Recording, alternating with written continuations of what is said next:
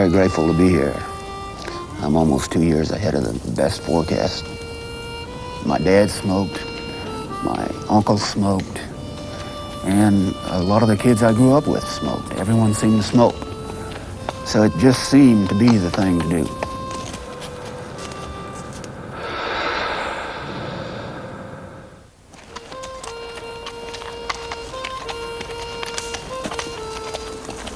Actor Wayne McLaren has cancer related to smoking. It started in his lung. I smoked for about 30 plus some odd years. At the end, when I quit, I was smoking up to 2.5, 3 packs of cigarettes a day.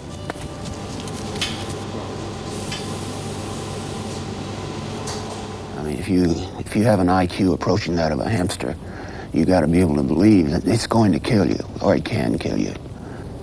It got me, and my life is going to be shortened significantly because of it.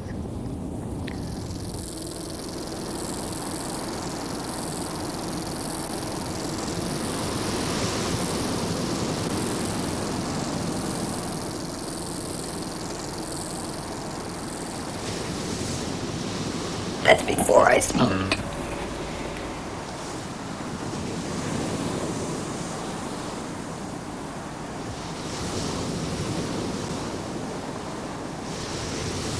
I had the life that every young girl dreams of.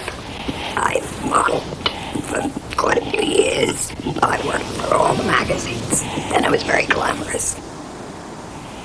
I smoked for 33 years. And I couldn't stop even when I was sick. I smoked. I couldn't stop. The only thing that stopped me was when I found out I had cancer. Janet Sackman modelled for cigarette advertisements.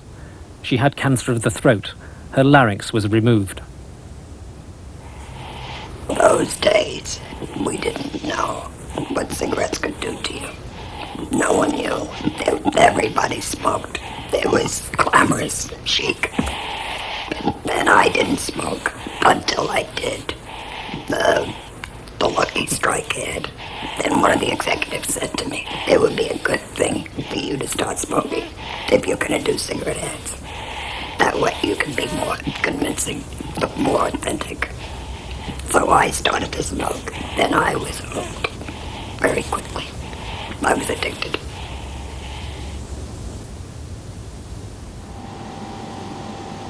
When you smoke tobacco, the smoke goes into your mouth, past your throat, larynx, lungs, then it goes to the edges of the lungs, and then it goes all around the bloodstream, and eventually it gets concentrated together in the urine, and you get rid of these chemicals. So you get cancer of the mouth, cancer of the throat, cancer of the larynx, a lot of cancer of the lung. Then it destroys the edges of the lungs, causing bronchitis. While it's going around your bloodstream, it causes heart attacks and some strokes. And then when the kidneys collect it together in the urine, then you get cancers caused in the drainage system of the kidneys and in the bladder. It causes disease throughout the body. In fact, it's the most important cause of cancer in the entire world. Any competent person advising the tobacco industry must be advising the industry that this is definitely a cause and effect relationship between smoking and death. But tobacco is a valuable cash crop, vital to the economy of the United States.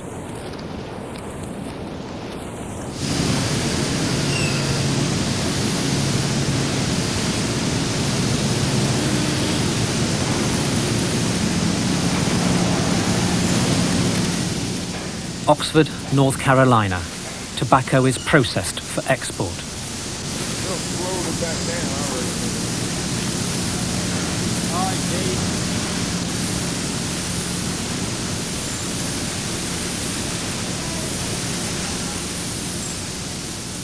In the last 10 years, the US tobacco industry has faced a fundamental problem.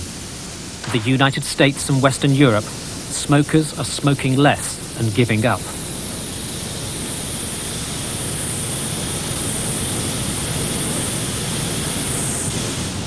But as fast as the Western market is shrinking, the world market is growing, and American tobacco is at the center of that growth, most notably in the developing world.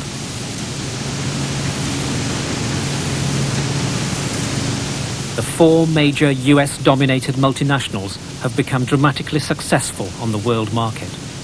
Exports have doubled in a decade. Tobacco is the 6th biggest contributor to the US balance of trade. Today, the United States is the world's biggest tobacco exporter. We compete with foreign tobacco around the world and try to make it number one everywhere that we can. And it is accepted as number one as far as quality is concerned. Competition gets a little tighter, obviously, but that's what makes the world go around. But the industry is under pressure from the health lobby, which wants ever tighter controls on tobacco. Tobacco is a legal cash crop. You're talking about billions of dollars into the economy of our government. It would be absolutely devastating to the state of Kentucky and some 22 states in the United States if, in fact, ever it became illegal to raise that crop.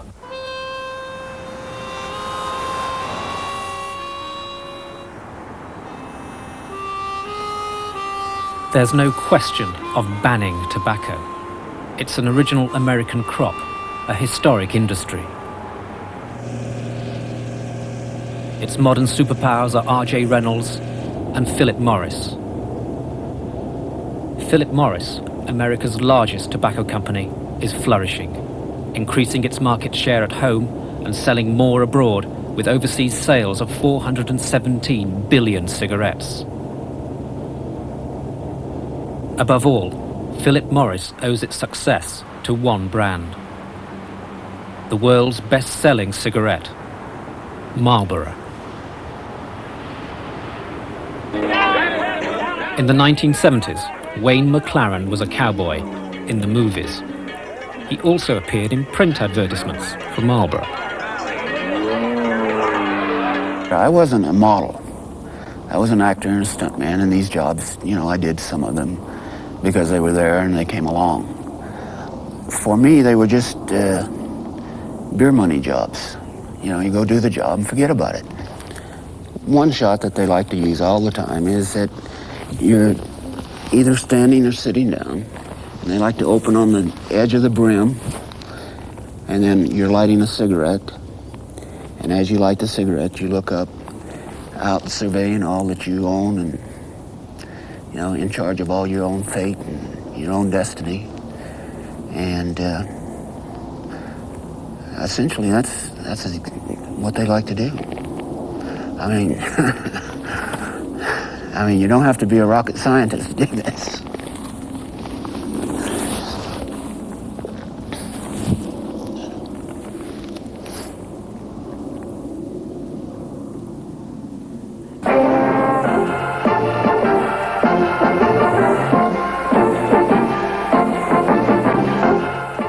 TV commercials like this were banned from Britain in 1965 and from America in 1970.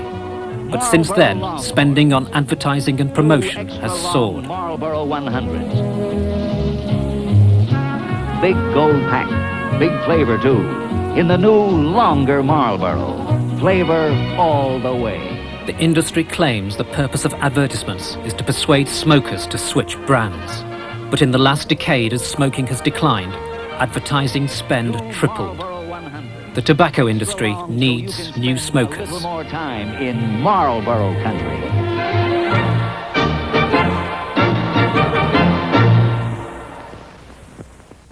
Since 1980, expenditures for cigarette advertising in the United States have increased from $1.2 billion to $3.6 billion. Each year, 2 million adolescents take up smoking and replace the adults that either quit or died from disease. If you divide those numbers through, it's almost $2,000 per child in advertising. And it's a good investment because once you have a child hooked, you get them for a lifetime.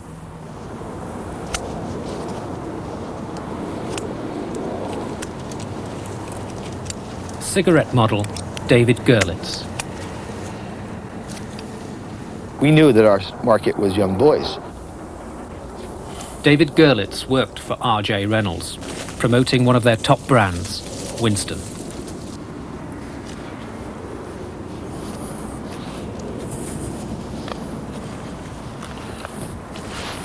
His best-known campaign, which lasted for most of the 1980s, focused on outdoor heroics. The rock climbing represented the ultimate in heroism and machismo. Storm searchers, rescuers, saving lives to offer them a cigarette, which is kind of ironic. They thought it was the epitome of machismo, and they knew that it was going to sell cigarettes, and obviously it did, because we moved Winston sales from number 4 to number 2 in just 2 years.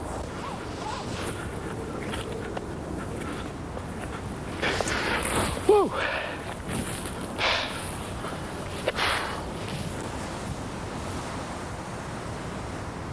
And in most of our ads, we never even had a cigarette. We weren't selling cigarettes, we were selling an image to young boys. Is that tobacco companies realize that there was virtually no advertising campaign that would prompt regulatory control. They've become more and more brazen. Therefore, as we begin our final decade of this century, we find ourselves in a situation where tobacco companies more brazenly, more blatantly, and more openly target children, target women, target the least well-educated in our society. A familiar cigarette, but an entirely new campaign never seen in Britain. This is Joe Camel. Research by the American Medical Association found he appeals to children. For the last 4 years, he's dominated prime advertising sites like this one in Times Square, New York. One study found that among 6-year-olds, they were more likely to recognize the camel logo, the cartoon character, than they were the Disney logo, which kids know about so much. So the marketing of the industry reaches to our very, very young, at very, very susceptible ages, and that's of concern. They wanted to increase consumption, so obviously through advertising they came up with this brilliant strategy to have this little Smoking Joe camel kind of a character. Now we're going to take him and make him a little more hip, make him a little bit more cool. Let's put him in tight jeans and a leather jacket, and let's have him pick up some chick on the beach. And they're running ads like this: bored, lonely, restless. What you need is smooth moves. But when you read it, it says, run into the water, grab someone and drag her back to the shore as if you've saved her from drowning. The more she kicks and screams, the better. We call this the beach rape ad. Smoking rates among youth soared from about 2% before 1988 to 30% today in certain communities in our country. So it really shows you the power of modern advertising and how susceptible youth are to slick campaigns that can get them to smoke a particular brand. I spent an awful lot of time with the tobacco executives. You don't work for them for 7 years and do over 40 different ad campaigns where you don't know what the theme of what your job is supposed to be. I was at the top of Mount Evans out in Denver, Colorado, and I certainly felt the effects of my smoking addiction, not being able to breathe. And it was apparent to me that I was one of the very few, because most people weren't smoking, including the R.J. Reynolds executives. And I asked the R.J. Reynolds executives why they weren't smoking. I thought it quite odd. And he turned to me and said, "We don't smoke this shit, we just sell it." And I laughed, and he said, "We reserve the right to smoke for the young, the poor, the black, and the stupid." As cigarette smoking declines in the United States, our cigarette companies are seeking new smokers to replace those people that have quit at home. And Asia is the target.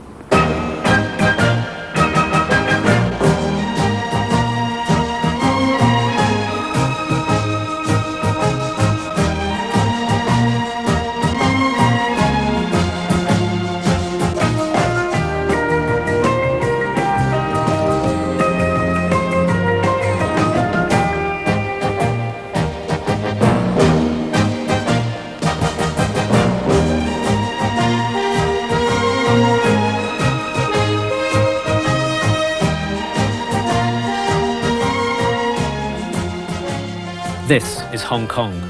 It's from here the tobacco industry directs its operations in Asia.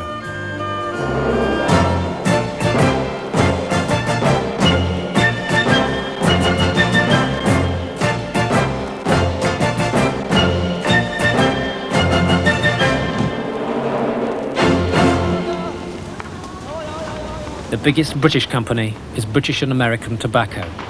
They produce Kent and Benson & Hedges. But it is the American giants who have led the push into Asia.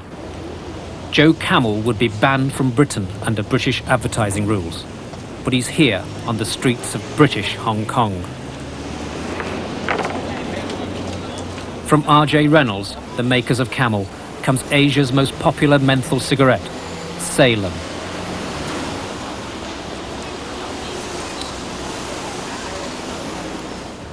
Malaysia. TV advertising of tobacco is banned here, as it is in Hong Kong. But this is not. It's an advertisement for a concept, Salem High Country. Feeling so clean, so right. A world of our very own. You knew you were doing a cigarette, but at the time I didn't really know what it was for. You're just smiling and pointing at things. I thought, what does high country mean? It's Salem High Country. Salem High Country, a world of refreshment. I did the first ad, and that played a lot on TV. It was on every 20 minutes or something, and everybody started talking about it because it was played so much, and it was a new concept. And after that, a lot of other cigarette commercials started, things that were similar campaigns, but maybe for travel or for clothing, things like that, but still advertising cigarettes. By developing alternative products with the same logo, tobacco companies can keep cigarette names in the public eye. Lucky Strike biking gear. Go with the spirit. Go with Lucky Strike. Quality. It's known as brand stretching. This is Dunhill. Alhamdulillah, detik keriangan. Winston's.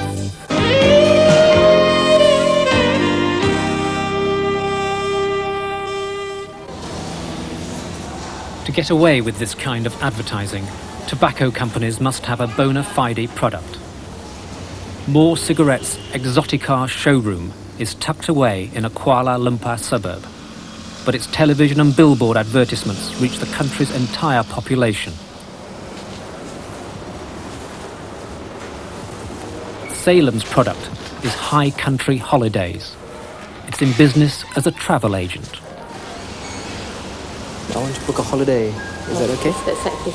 Yeah? Can we go to for a Salem holiday? No. We only advertise for them. I see, but I thought, so the Salem holiday was specialized in mountains or... There's only advertisement in the TV only. I see. So there's no Salem High Country? Pardon? There's no Salem High Country? What Salem? I don't know what you mean. They state their primary business is travel, but this was the second occasion on which Salem High Country Holidays had been unable to sell as a holiday.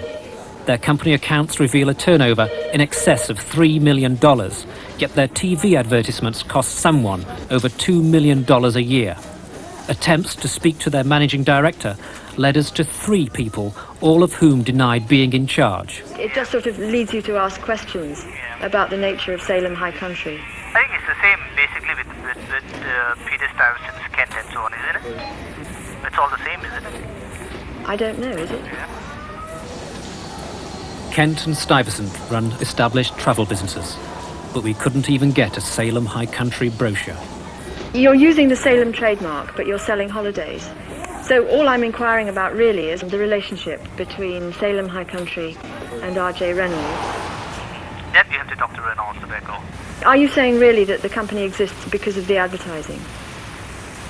That's between Reynolds and Salem.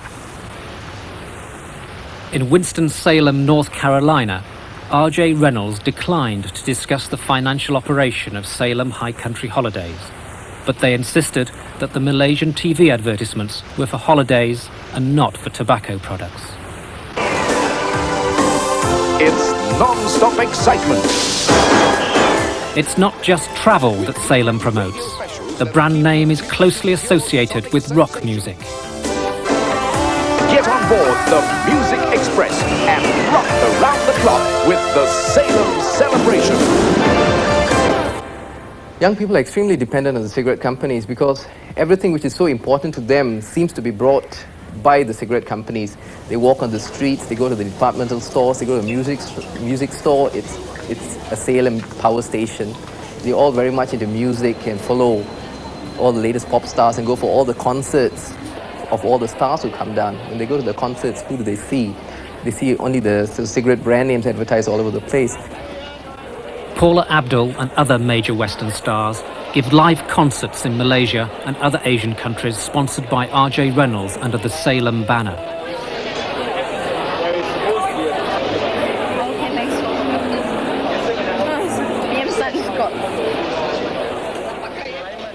Free cigarettes are offered to the audience as they arrive.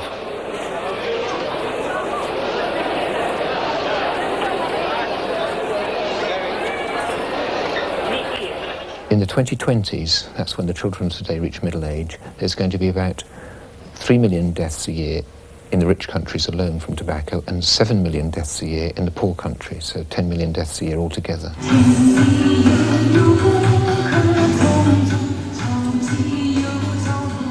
Salem also sponsored discos in Malaysia. The big risks of death from tobacco come when people start to smoke in their teenage years. That's the biggest risk. That produces the biggest risk in middle age. And unfortunately, a very large proportion of the children in the world now are doing just that. We've seen it in developed countries. It's spread to the males in the less developed countries. And if it spreads to the females as well, things will be even worse. But even on present smoking patterns, of the 2 billion children now living in the world, about 800 million are going to become smokers. If just a quarter of those get killed by the habit, that'll mean about 200 million deaths from tobacco.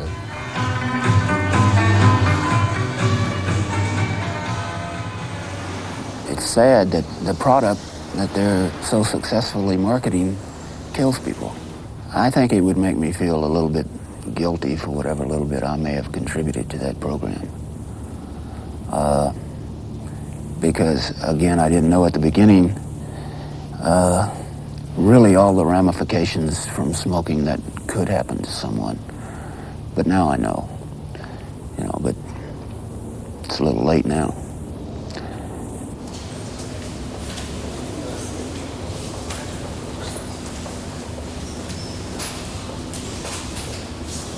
A cancer ward in Kuala Lumpur. Deaths from lung cancers have doubled in the last 10 years. Here, patients are treated after losing their voice boxes from cancer of the larynx.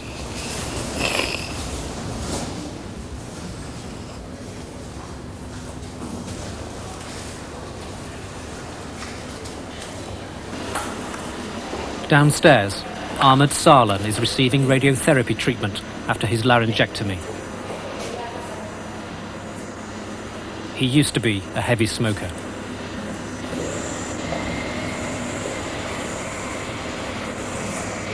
The larynx, that is the voice box, is directly in line where the smoke goes, and so it gets very heavily exposed to smoke. Every puff of smoke that you breathe in goes over your larynx, and so one of the strongest relationships of all is of smoking with cancer of the larynx. It can be 20 times commoner in heavy smokers than in people who've never smoked.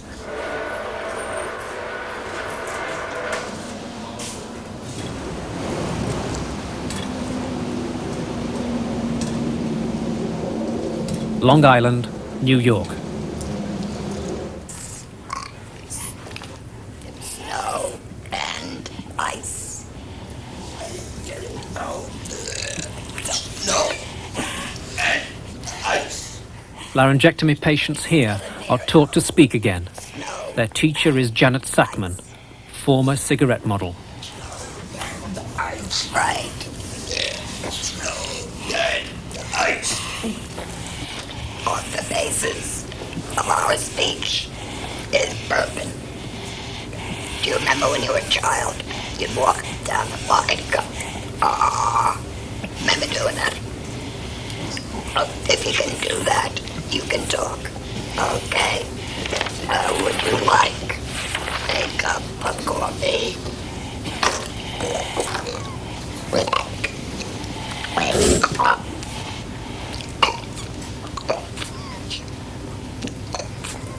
Coffee.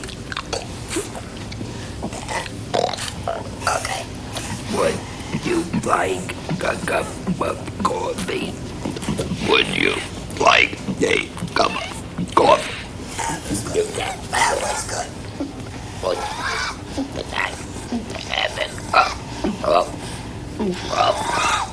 Okay, nice and slow, Tom. Nice and slow. No rush.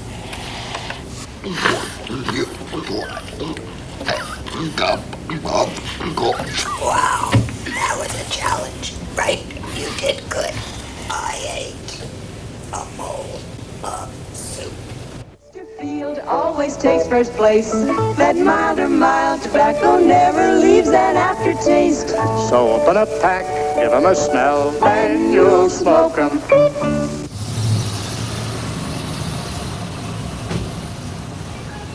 In 1950, Janet Sackman advertised Chesterfield cigarettes live on the Perry Como TV show. She also advertised Lucky Strike. Now she is rebuilding her life after cancer of the larynx. It was very hard to start going to the stores, but I had to force myself to do that. And it was embarrassing. It's something that you have to go through. Hi, Alon. How are you? How are you? Pretty as ever. I haven't been. Very good. Silly question, you look wonderful. A little over?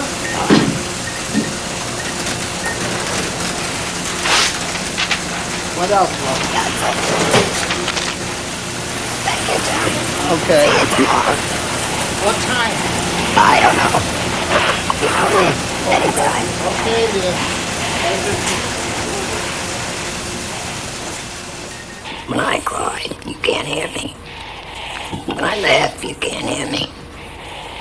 So, there's no sound, just the expression on your face. There's no sound when you cry or laugh.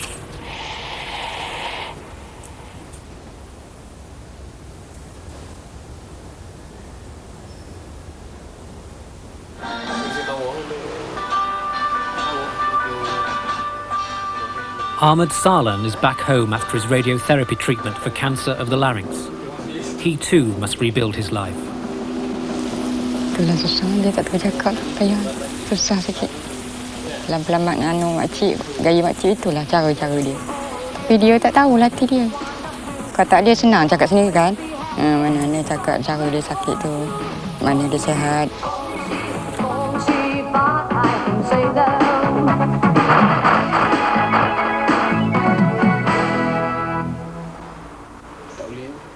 Although tobacco advertising is technically banned from Malaysian television, the tobacco industry is Malaysia's top advertiser. So great is its influence that the independent channel TV3 refused to screen an anti-smoking advertisement sponsored by the Ministry of Health. TV3 told the ministry, "This is because we have several programs sponsored by companies connected with the sale of cigarettes. There is an understanding that TV3 will reject anti-smoking advertisements and advertisements in competition with the sponsors." It isn't just the companies that lobby foreign governments. Pressure comes from the US government itself. There has developed a conflict in our country, which should never have occurred, between health and trade. While our Surgeon General and our health officials have been telling tobacco companies that there are a host of practices which should not be permitted, our trade officials have used our American trade leverage to force open markets all throughout the world. This is Taiwan, where wealth has been built on an expanding electronics industry. Until the mid-80s, there were no imported cigarettes in Taiwan, in protection of its own tobacco monopoly. Lack of competition meant that cigarette advertising was minimal. The proportion of younger people who smoked was in decline. In 1985, the US government, via its trade representatives, warned that unless Taiwan opened its doors to American cigarettes, America would impose trade sanctions. The loss of so vital a market threatened disaster to Taiwanese exports, a third of which go to America.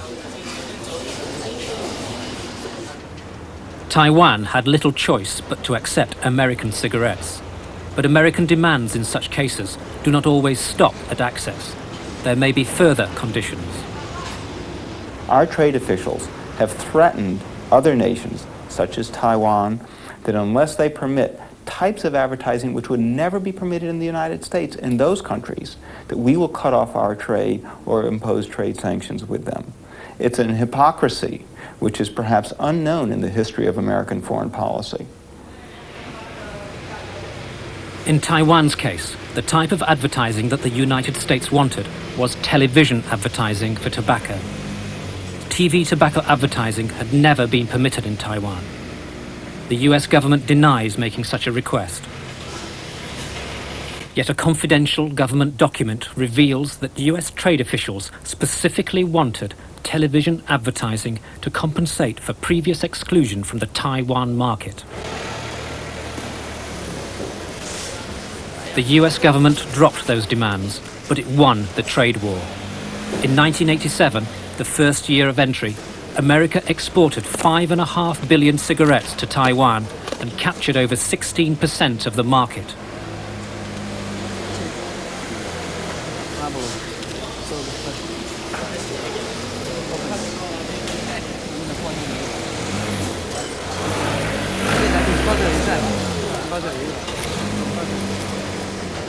China, the biggest prize of all, still eludes American exporters, but the successes have been notable.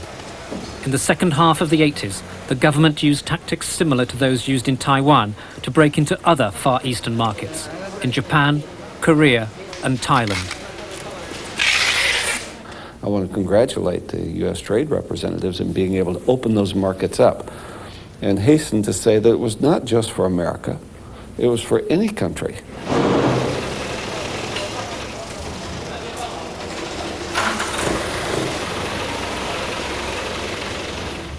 Now, we in Asia feel that, firstly, tobacco should never, ever be used on a trade basis to try and equalize trade, that a product as uniquely harmful as tobacco should never be foisted onto Asian governments who are struggling at this stage to try and get up and running and to do their best for their people.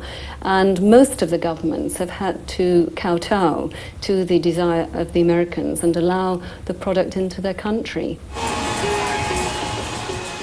The effect was immediate. Cigarette consumption increased by almost 5% in the year after the arrival of American cigarettes. Studies showed an alarming initial rise in smoking and identified young, affluent city dwellers as the fastest growing group in the smoking population. And although the rate of increase has leveled off, the studies agree that far more young people smoke now than smoked 8 years ago. American cigarettes flooded the streets. In this Taipei shopping centre, cigarette girls promote presentation packs of US cigarettes with free gifts. They also hand out free samples of cigarettes.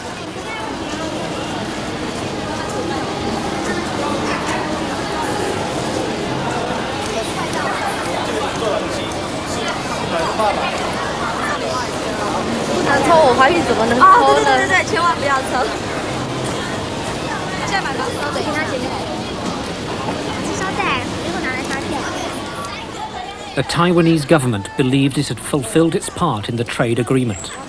But disturbed by the rise in smoking and by marketing like this, it drafted a new law on tobacco, health and advertising. Now what they simply want to do is stop advertising. I don't think it's fair at all. What they're simply trying to do is what I would call freeze the ball. We don't think that's the fair thing to do.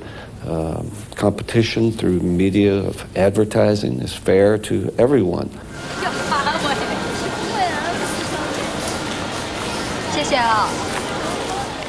I don't want to enforce American rules on somebody that doesn't want them. And that's not where I come from, not trying to Americanize the rest of the world. As far as advertising is concerned, we'll let the advertising gurus have at it, if you will. Advertise whatever they would like and in any manner that they would like to. Advertising does not lead to the consumption of cigarettes.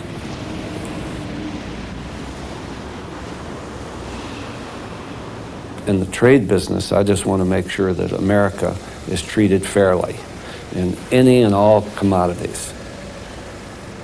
I'm in the trade business, not the health business.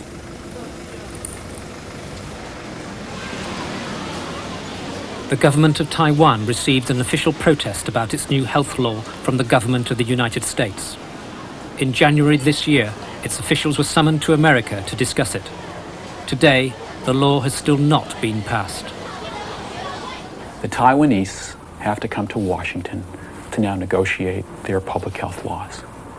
Our nation, the official arm of our government, is meddling with public health legislation of a foreign sovereign nation. Taiwanese Health Minister Dr. Po Ya-Chang says trade and health interests don't mix. I think it's a health issue, our people's health. So due to a health department, we must protect the health of our people. It's our duty. To the American government, tobacco means jobs, tax revenues, and a major contribution towards balancing the trade deficit. America needs tobacco. Vice President Dan Quayle wants to accelerate American tobacco exports. We're not going to back away from what public health officials say or what reports say that are legitimate and credible. But on the other hand, we're not going to deny a country an export from our country because of that policy. Behind the diplomacy, resistance.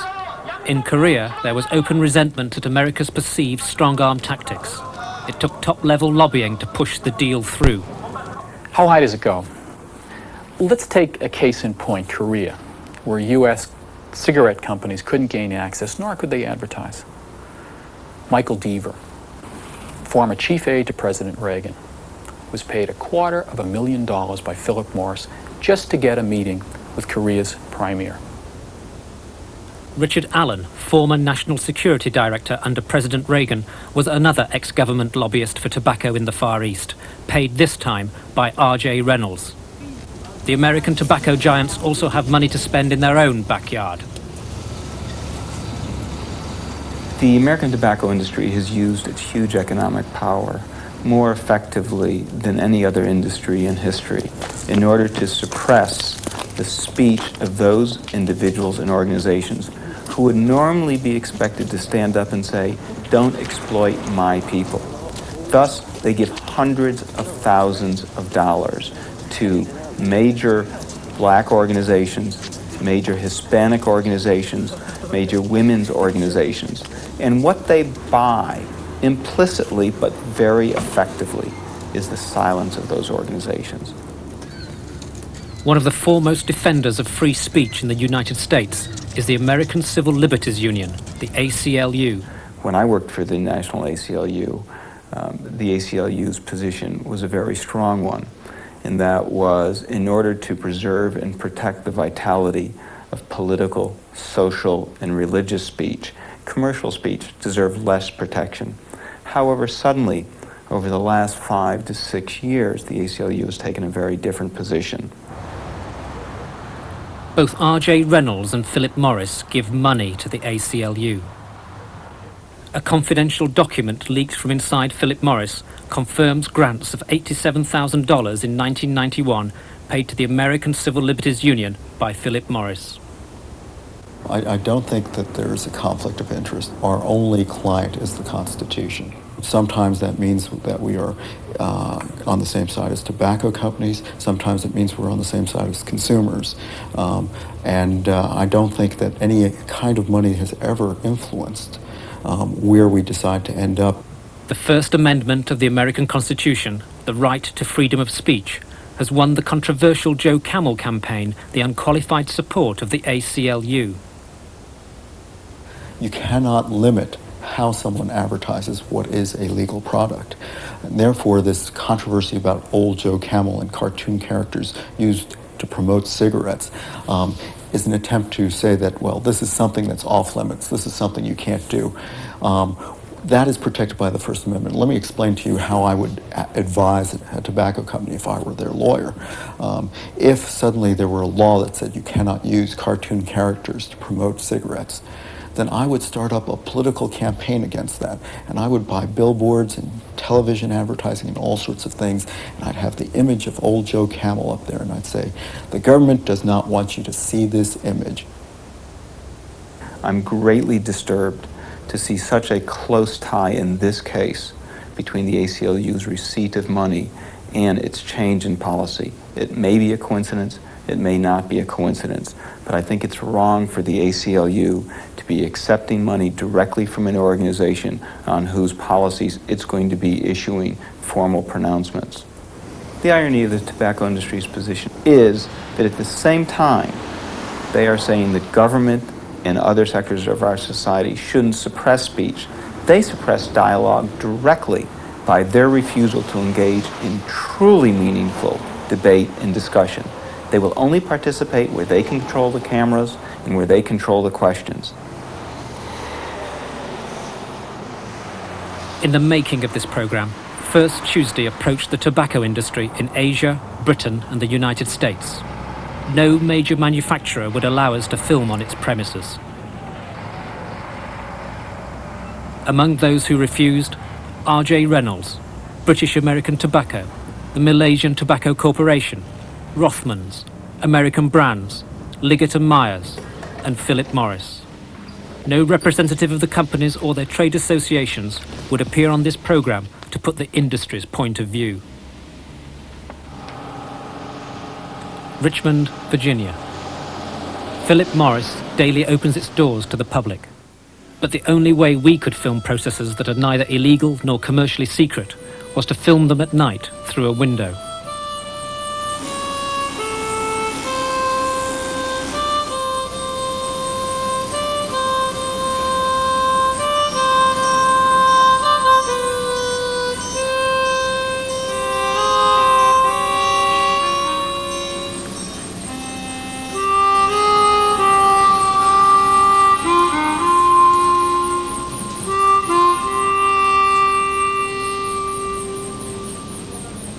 I'm ashamed of my country.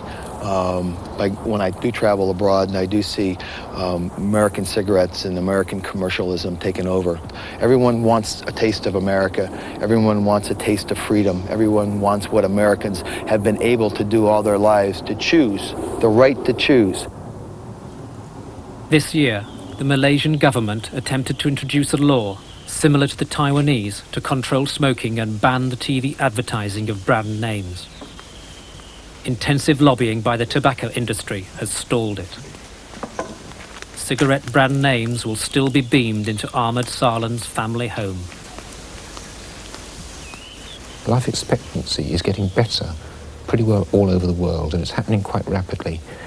The great exceptions are a few causes of death that really are increasing. The biggest are tobacco and AIDS.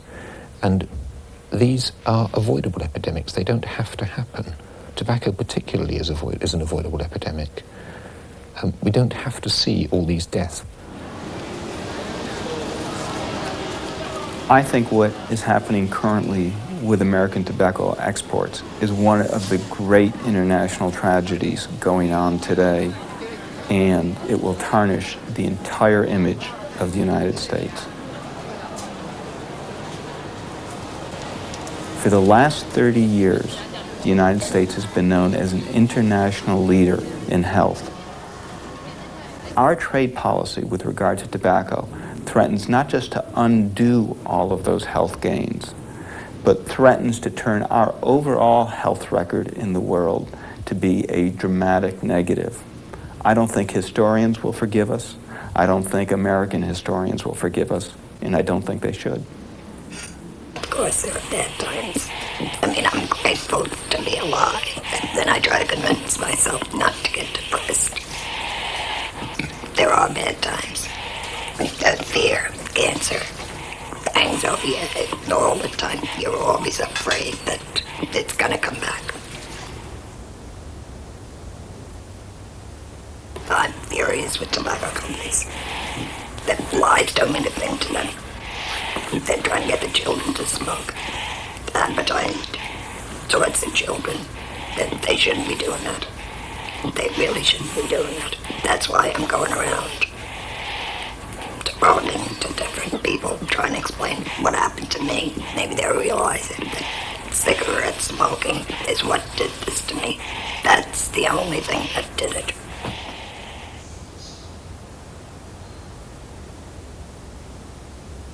I have too much to do. I can't die. Not yet. I used to smoke. I elected not to smoke anymore. Many farmers who raised tobacco used to smoke. And they have, for whatever reason they'd like, have decided not to smoke any longer. But that's up to the individual, and that's fair.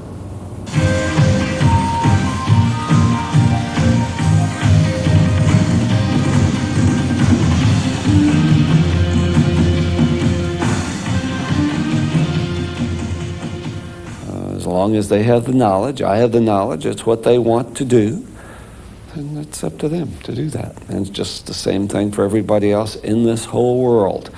What we try to do is say to them, if you're going to smoke, smoke my tobacco. If I thought my product was killing people and I was in charge, I don't know that I could live with that. So therefore, the only thing I know that they're doing is that they have to completely deny that their product is killing people.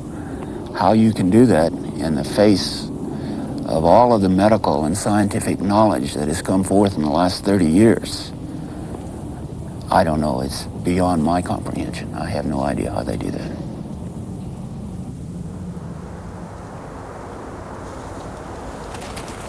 Since we filmed Wayne McLaren, his cancer has recurred. America, is the cradle of all the freedoms in the world.